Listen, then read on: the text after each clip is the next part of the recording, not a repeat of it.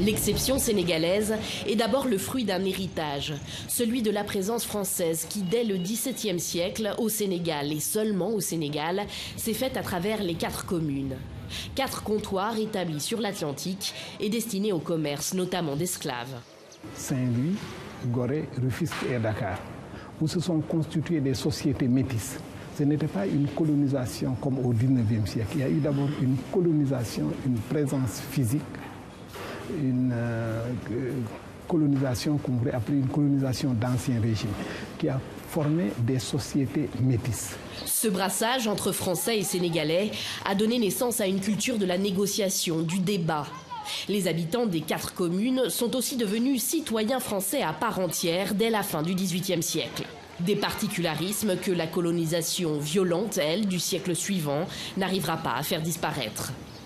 Après l'indépendance et sous l'impulsion du président Senghor, le multipartisme a rapidement été mis en place. La presse a gagné en liberté.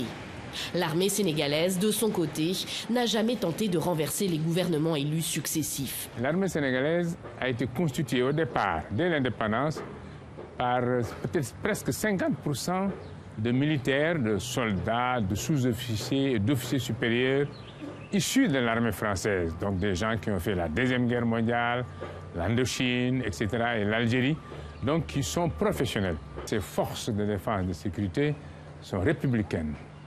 9 Sénégalais sur 10 sont musulmans. Quasiment tous appartiennent à une confrérie soufie.